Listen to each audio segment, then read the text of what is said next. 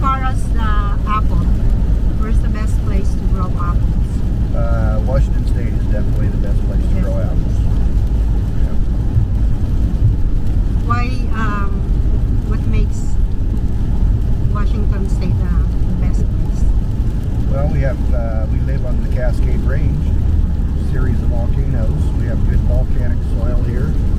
But what we really have is we have a state split in two. On the west side of the state, you have high mountains, volcanoes that fill up full of snow this time of year. Even though it's raining right here where we're at, down the river here another hour and a half, you get into the mountains and it's snowing.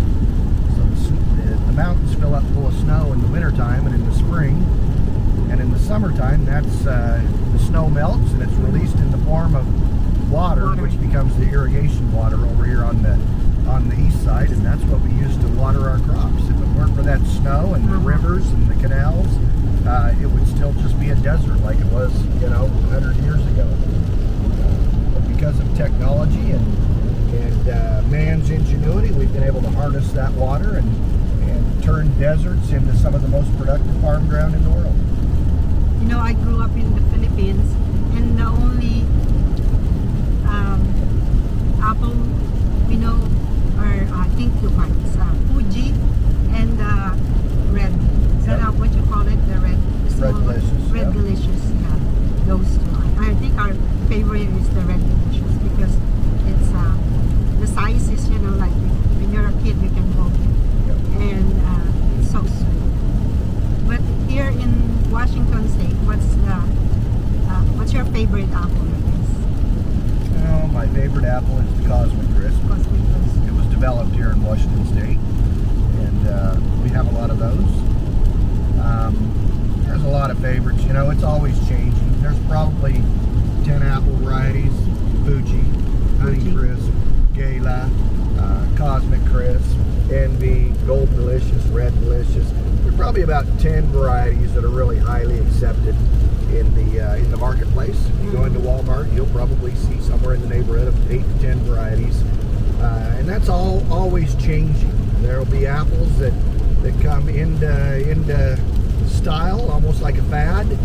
People will like them and enjoy them for a few years, but if they don't really get traction in the marketplace, they won't be around long. So we're constantly looking for that next variety that people like and that moms want to buy and put in their kids' lunch sack, and we're quick to graft a tree over and change it to a different variety if that's what the marketplace wants. So, we're probably always focused on about 10 varieties at any given time. So the Cosmic Crisp came from, what is that?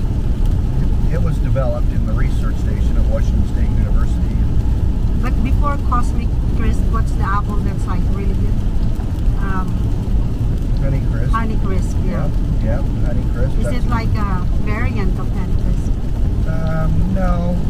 The Cosmic Crisp was developed actually in a laboratory. First apple to ever be developed genetically from a seed. Most apples are crosses. The Honeycrisp is a cross between a Braybird and something else. Usually they're crosses, and you come up with a good variety. And Honeycrisp is a good one. That's a good apple. It's hard to grow, but it's a good apple. Most people like Honeycrisp, huh? Most people like Honeycrisp. But if you haven't tried Cosmic Crisp, that's a good try apple. it. That's a good apple. Is that like they can buy it? It's available now, huh? It's available. Walmart. Yeah, it's available. Pink Lady's another apple we grow a lot of. People like Pink Ladies. It's a good hard apple that stores really well. So that's also a favorite. Granny Smith. A lot of people like Granny Smith. Those are a green apple. Wait, Granny Smith. Do we still have Granny Smith? I have a friend that wants Granny Smith. Lots of Granny Smith. Yeah, that's a you staple. You can still get a Granny Smith. Of course.